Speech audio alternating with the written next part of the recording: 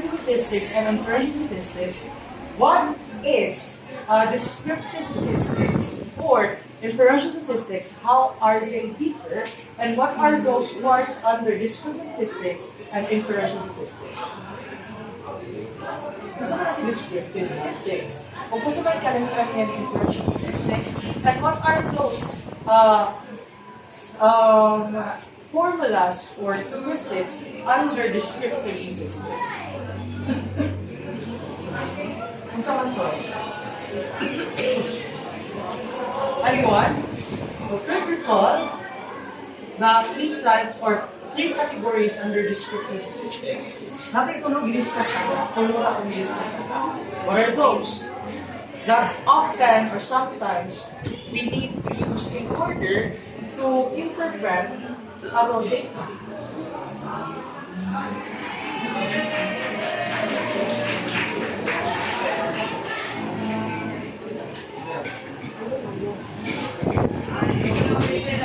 Sige, come, try. Sure, alam mo. Just try.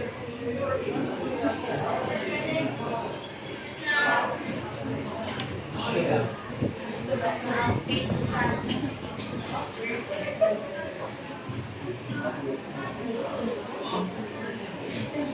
Measures of central tendency, measures of variability, data presentation. Very good. You have three categories of statistics under descriptive statistics. Now, one is measure or measurement of central tendency. The reason about measurement of central tendency, we are referring to mean, median, and mode, right? The reason about measurement of variance, we're also referring to standard deviation and variability. And for table presentation, that will be graphic and frequency type of data. For example, dashboard and etc. That would be table presentation. And the goal of the descriptive statistics is just to summarize or discuss data based on a table or graph that is presented by the researcher itself. That is the function of statistics. Now we also have what we call the inferential statistics. Now what is inferential statistics? That is the function of inferential statistics. And what are those formulas under inferential statistics?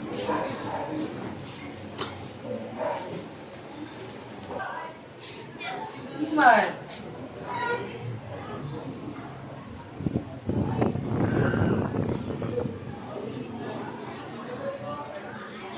Anyone? You could recall the information? No, sir. It uses formulas to understand. What formula? Nalimutan ko na formula. What is really the function of inferential statistics? Oh, how about si Rizal? Di ba naman Rizal? How about si Karandram? We are referring to a particular data set that uses inference because what anak, we test significant relationship or significant difference in a two different variable, either dependent or dependent variable. Now, what particular formula that we can use in doing inference statistics? So, we have what we call t-test, Pearson correlation, independent t-test, c-test, we also have Pearson R, we also have one-way ANOVA, two-way ANOVA, etc. That is what we call inferential statistics. To know that there is certain relationship within two different categorical or numerical variables. That's it. We make inference in that particular variable or data set. Nakuha wala? Okay, nakuha? Now, since you already have an idea about the different types of statistics that we're gonna able to use, and I hope so that you already know about those particular patterns kung paano sila gamitin. Since I already discussed with you that one. Nakuha? Now, in this particular session, we'll be tackling about statistics, but in different way. We will no longer solve statistics in traditional form, but instead, we'll be using statistics, or we'll be using different applications in order to draw, or in order to solve the raw data for statistics. Now, what are those particular applications? The first one is the MS Excel, or the Microsoft Excel. We also use Jamovi, and we also use SPSS. Now, our intended learning objective, you as a student will be able to apply the guidelines and the step-by-step process in conducting statistics for the use of different media application. And in the end of the lesson, so which means that you will be able to gather data, and out of those particular data that you've gathered, then you need to use the statistics in order to present, interpret, or analyze the data which is presented to the research itself. Nakuha wala. And now let's proceed. Sir, what are the ways in order to gather that data or to treat that data in different pattern? But the question is, sir, what is the first step in order to treat a certain data? The first step is just to understand your statement. Because what I told you a while ago, that SOP is considered to be a part of the study.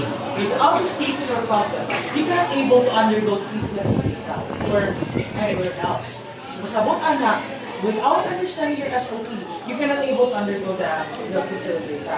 Aside from SOP, you also need to consider the research questionnaire. Because without the research questionnaire, you cannot able to organize the data. But the question is, sir, how can we able to organize a certain data? Now, I have a row organized data here that we need again to understand. So,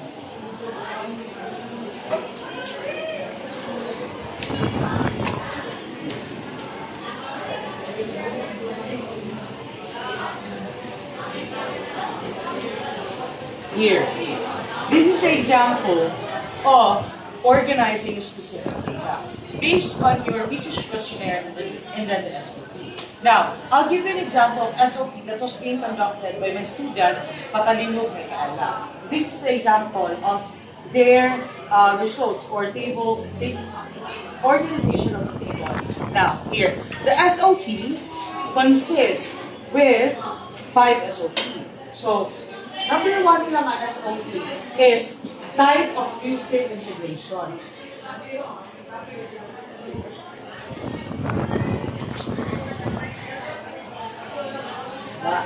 Next one is, we have number 2,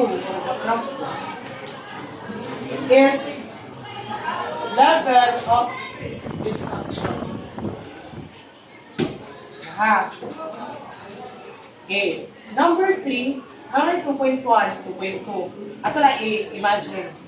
Imagine na sa mga yung SOP. Walang content sa SOP. Number 3 is level of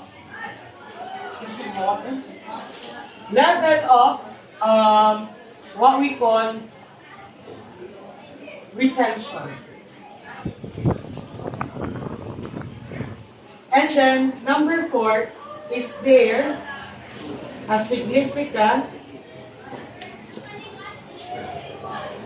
of the following variable. 4.1,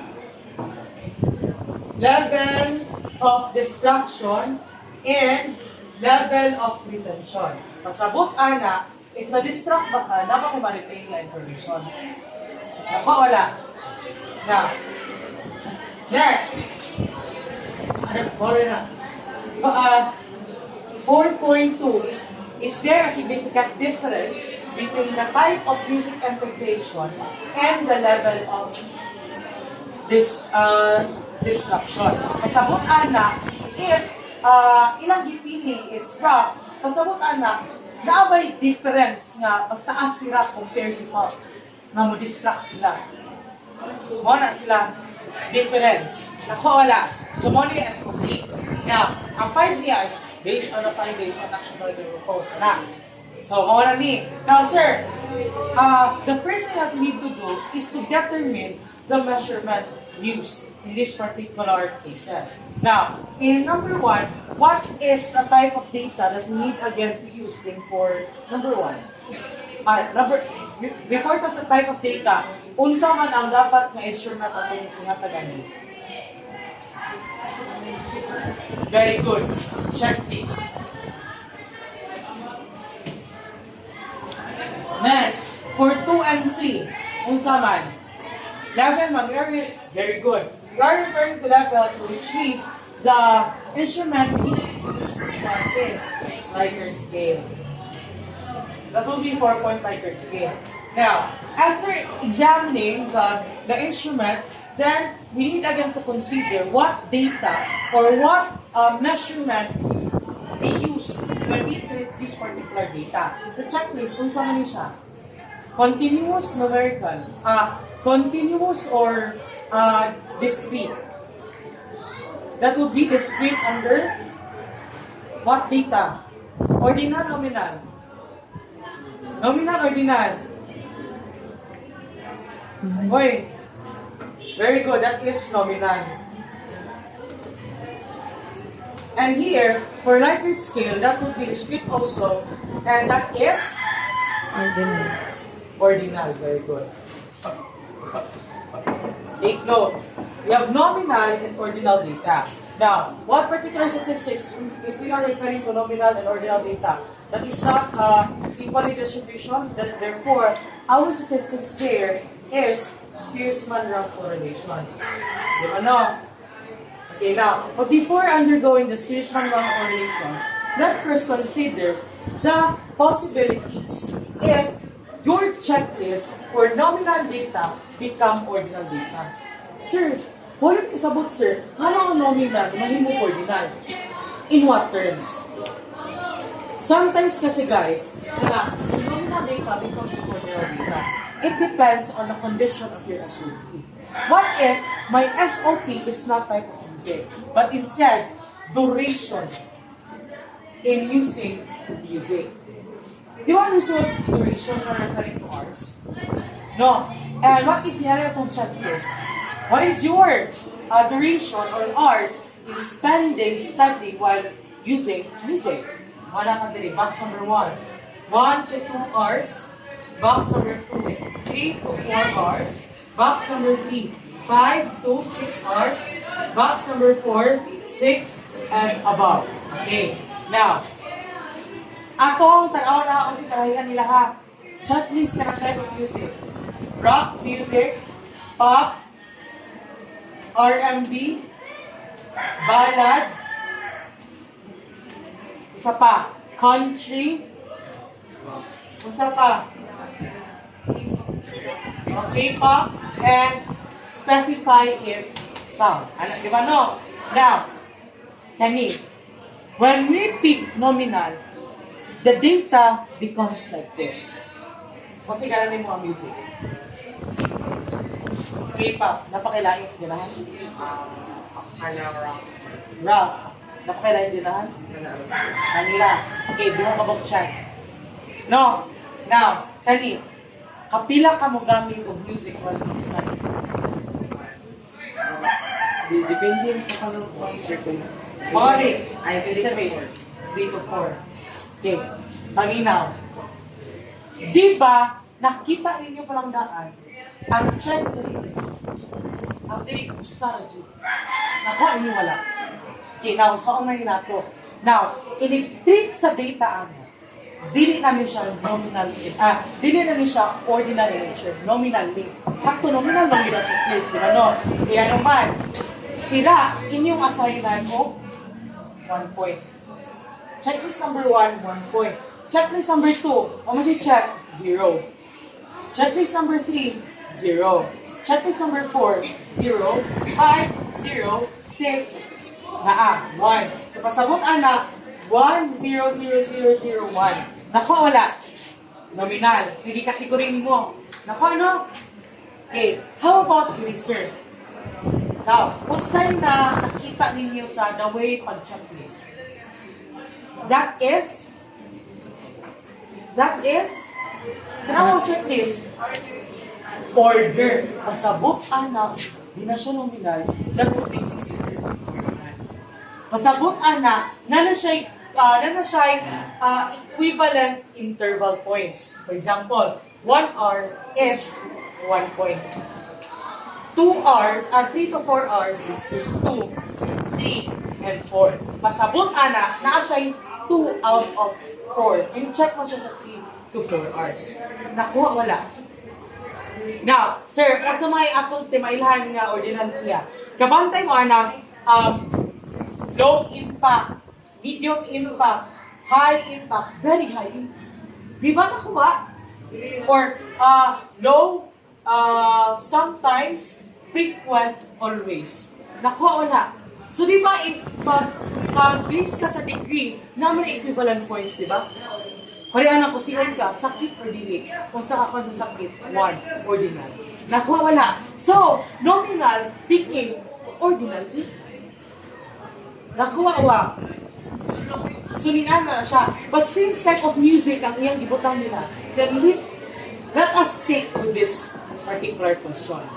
Or in this particular numerication. Now, take note, for example, 5 na nakabukang gibutang nila, wala ni, specifically, rock, churba, na K-pop. Tanaw na to ha, hani. Sir, if ever sir, nanami ani sir, unsa mong buhaton. Okay. Take note that each equivalent numbers and then letters have meaning. Sir, ang kanang R1, R2 to R15, that is your respondent.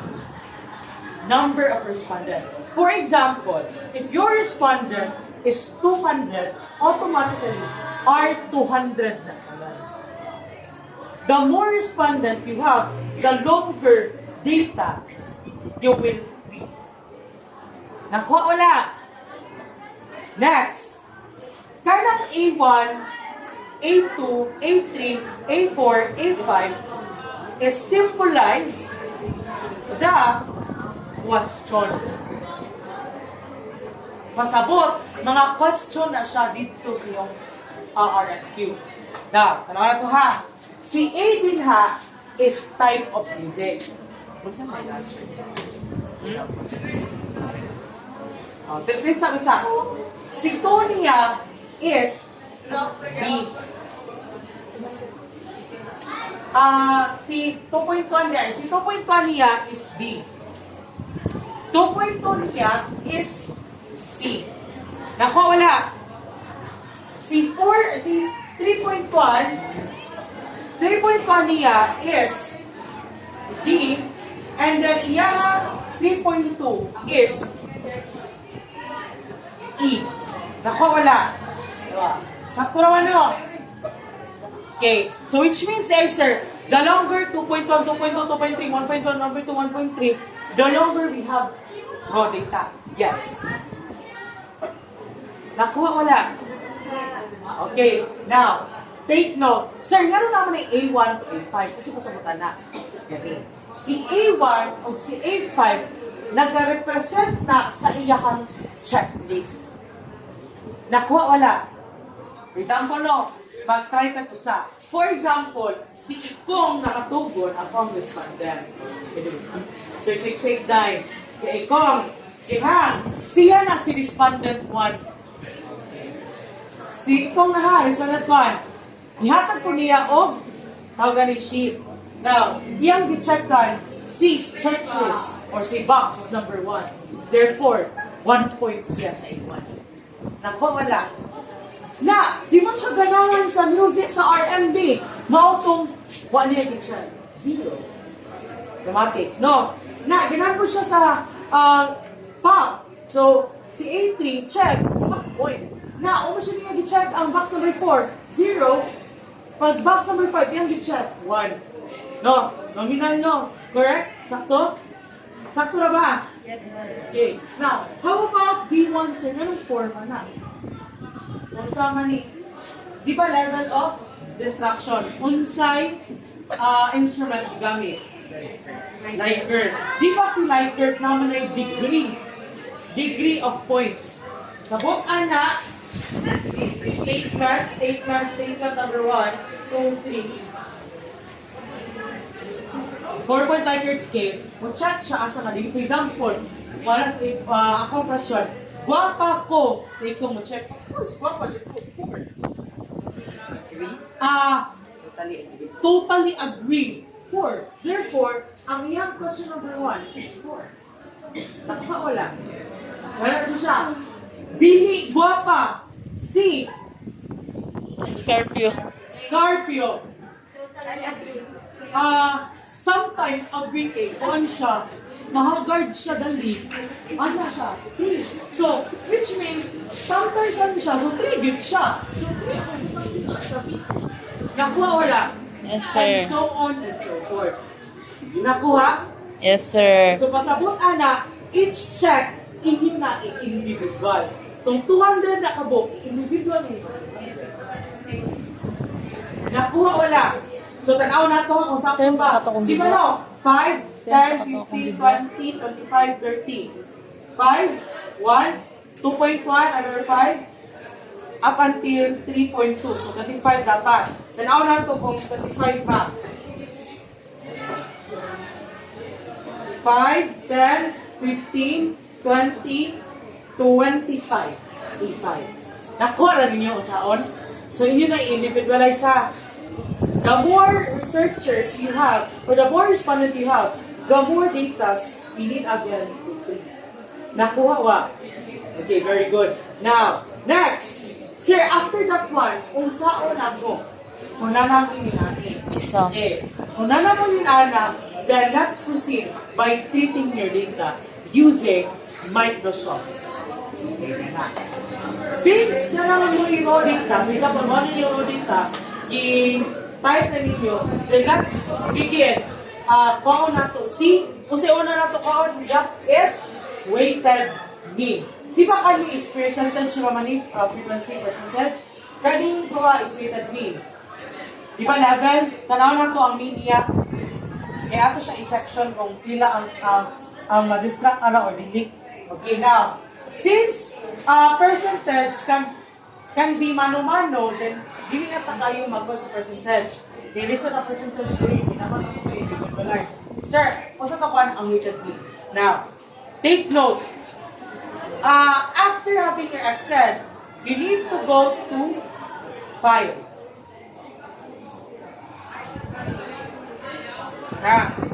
And then after the File, go to Options.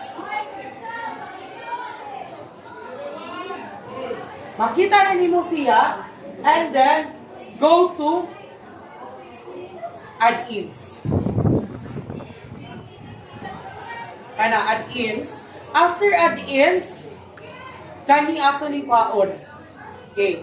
Mo adto ka sa Go. Kaning manage, Excel add-ins, Go. After that one, makita ninyo sila. Inikana nimo wala na check. So imo nang checkan. Checkan nimo analysis toolpack, VBA, and solver add-in. Nako wala. And then click OK. And then i-close na siya. Na i-open to balik o yung i-organize sa data. Nakuha wala. And then after that one, since nalaman niya ako i-open niyo balik ana, add to dayon mo sa data. And then add ang data analysis ng software. Nakuha wala. After that one, click data analysis. And makita na niyo ang kana. Okay.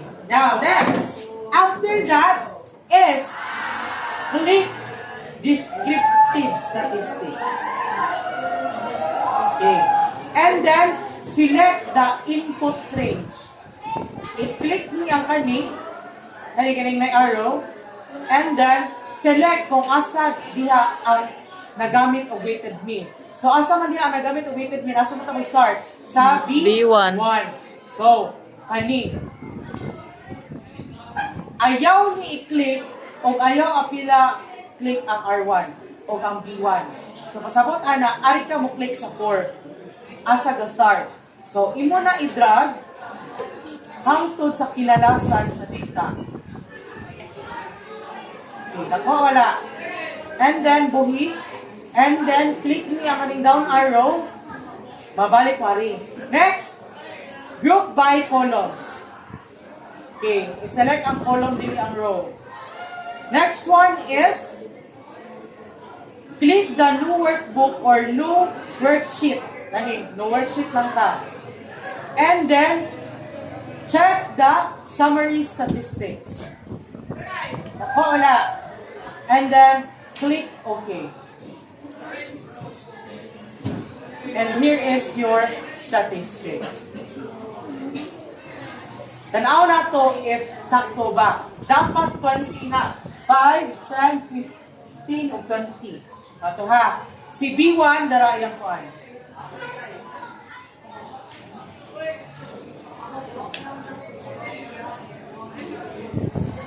B2,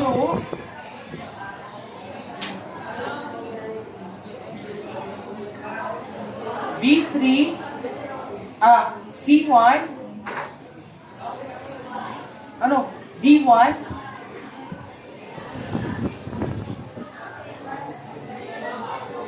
and E1. So, kompleto na ba? Yes. Kompleto na ano? Si E, si D, si C, o si B. Now, sir, kung saan na mo pag-present na ito table?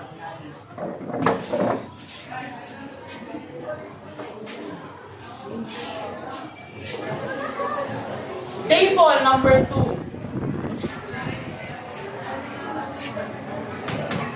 Present the level of destruction.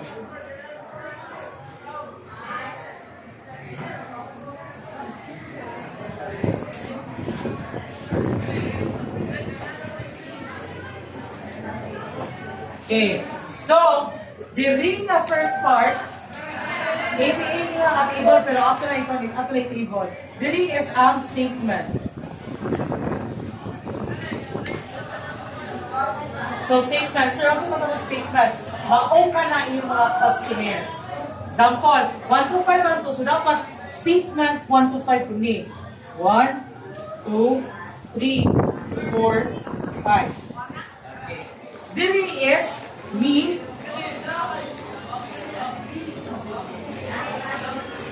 the rank, if needed ng SD, pwede na SD, rank or SD, and the description. Okay, here.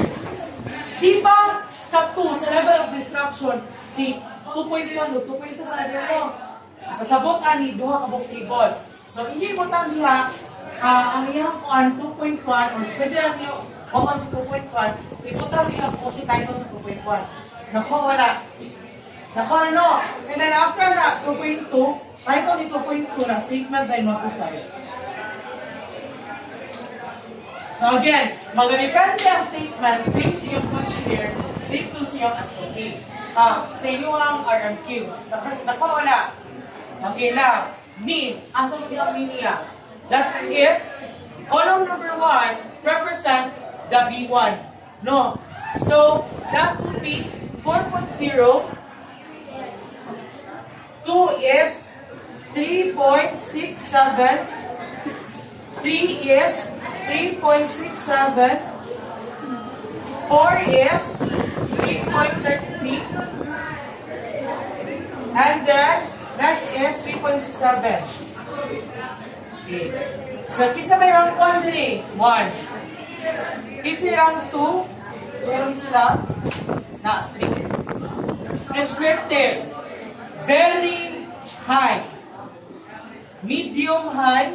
Medium high. Very low. Medium high. Ano lang? Naku, wala. Sa ang ST is standard deviation. Pero it depends only sa suggestion sa ang CST man good kasi ganun gamiton siya in assessment. With quiz ang inyong mga Where mong date ito Naku, wala. Ang ganing descriptor ninyo based sa inyong level of intervals. Level of description. Kato ba itong often, sometimes, wala, description na. Wala. Pero na siya equivalent points. Kung ano sa kamo, high, often, churba. Pero na siya study, di ba? Nakatunog? Naku, wala. Saman. Ang statement, dito po ang big statement. Si 2.1, ang statement po, ang kani is ang questionnaire. Itong, wapak ko, number 1, wapak ko. Or number 2, nakashampoo ko. Nakashampoo ka, nakashampoo ka. Putang din, number 2. Ano ba ko? Nagbuko ito. Dili ka Dili. So, usaran ka tibol. 2.1 o 2.2, ano yung sa level of distribution of music integration? Isabot ana, duha ka mong tibol. Under the ilan ha, duha ka mong result. Si 2.1, si 2.2. Nakuha mo 2.1 o 2.2. Nakuha?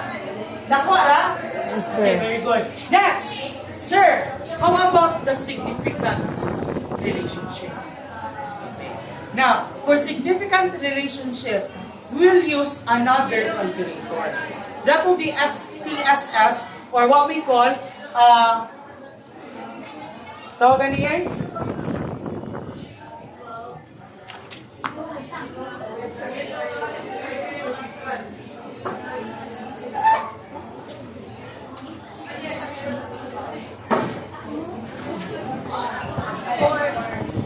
.00.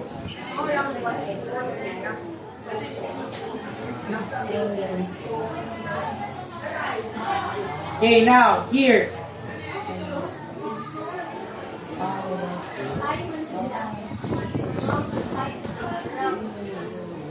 Tayo man sila, dear. Okay, open for this one. And then go to Sci Calculator, Social Science Statistics, or what we call SOC Statistics Uy, maklaro. Calculator. Masend lang ko. Pwede na cellphone, pwede laptop, pwede iPad, pwede siya. So, mauni siya, free na. Mauni siya ang nawong. Okay, mauni nawong. Okay. Di siya matignan, hindi computer siya. So, next is go down and see.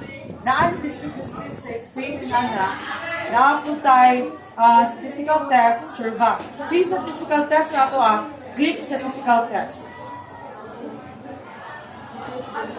And then, mauni siya ang mapakita. Now, sir, unsa ganin niya ito ang pandemic? Unsa yung statistical atong gamiton? Spearsman rank correlation. Masabot ana, mangita ka ni correlation, Spearsman rank. Dara. Nako, wala! Click the Spearsman rank correlation. Go to Spearsman rank calculator and diri mo mabutang. Now, since si 2.1, ano man siya dahil? Correlation is si 2.1, imo ibangga ni 3.1. Si 2.1, imo na ibangga ni 3.2. Si, kanara. Nilana siya. Naku, wala. Again, si 2.1 ibangga ni 3.1, si 2.1 ibangga ni 3.2, si 2.3 ibangga ni 3.1, si 2.2 ibangga sa anak. So, bangga-bangga siya. Okay, now, ato nga naon. Simak-simakon na nato ang panha, ang iyang number or iyang value. Okay, wala mong dito'y own na value. Okay, now, here, ato na sundon. Di ba ang kuwan man na ng 2.1 man ano? So, sa may naabi nga data. Dictate 4.00, 3.67, comma na space, 3.67, comma space, and 3.67. Okay. And for example, maano yung ang result po diri?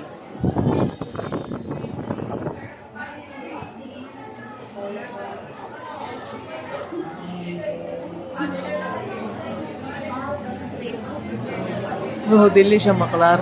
Tanaw na to ang iyang resulta. Click the 0.05 and then calculate the Spearsman.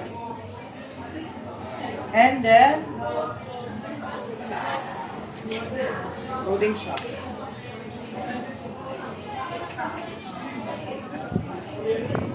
And here is the calculation. So the p-value is 0.3441. And then, unsa man na to, reject na hypothesis or accept? null hypothesis. Fail to reject null hypothesis or reject null hypothesis. Kung saan itong p-value? P-value is 0.05. Now, 0.3, greater or less than? That is, very good, that is greater. When it is greater, then automatically, correlation is not statistically significant. Pasabot anak, kung na-distract siya, di ba no? There is no significant relationship between the level of distraction and the level of retention. Pasabot anak, the correlation is not statistically significant. So, we cannot, the interpretation here is fail to reject null hypothesis. Pasabot anak, dili siya significantly relation. Pasabot anak, if dili necessary na na-distract ang student, na siya yung high retention or low retention. It depends on his retention on that particular assessment. Nakuha wala? Sir, ang pinaka dapat more than 0.5. Yes. Oo. So, the greater, ano niya siya ha? The greater than 0.05, if p-value is greater than, greater than the result, then automatically, also may amang para na greater, then that failed to reject null hypothesis. Pasabot ana, wala na ito i-accept si null hypothesis. Fail to reject null hypothesis. Now, if less than the result, then automatically, that's the time to accept null hypothesis. Nakuha wala. Again ha, greater than p-value 0.05, that's the result. Mariani, that is, we fail to reject null hypothesis. I-reject na itong null hypothesis ba? Reject, di na i-accept. Fail. Okay, we fail to reject the null hypothesis. But if that is less than, halimbawa rin ako'y kantaan ni Unta, nakalimot ko sa kanta, kaya para at least man lang, ini-exam ninyo, magkatakanta mo, uy, noon siya, go. Nakalimot ko sa kanta, nakalimot ko sa iyang kuwan, mo na po, katong lumaw sa una. Isang na ko ha, para at least, inikuan ninyo, magkatakanta na lang mo, uy, 0.3, greater than, reject. Ano na lang mo? So, ano na? So, kantahan to ninyo ha. So, ano na? So, no more question about this one. The SPSS and the Microsoft Excel.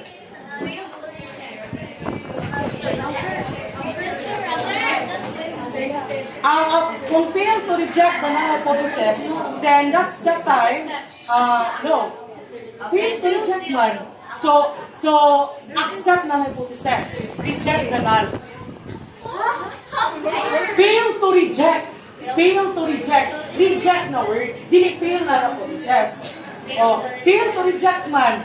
Fail to reject. Nakuan mo, accept C, D. Accept C null, and then reject the alternative. Ana, fail to reject. Kasabot ana, na-fail mo to reject the null. Nakuha wala. So, unsa na siya? Nanati ka pa na nag-isang ng tamo. Okay. Basta kang tamo lang ninyo. Pira.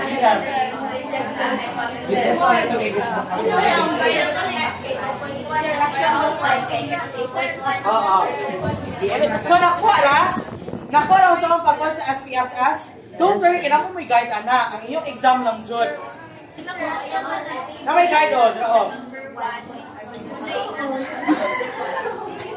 percentage na agam. Dili ra ka nang ang result ra na. Amore mo ka na, fail ba na or sa katahon mo ko niyo ba?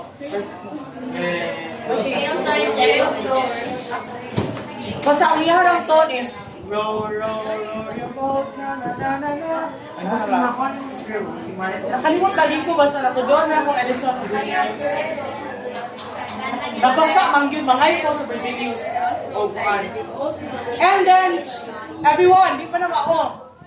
Significant relationship para ba? How about significant difference? Now, si significant difference, kasagaran among gamiton is Jamovi. Wala, wala natin time. Kani.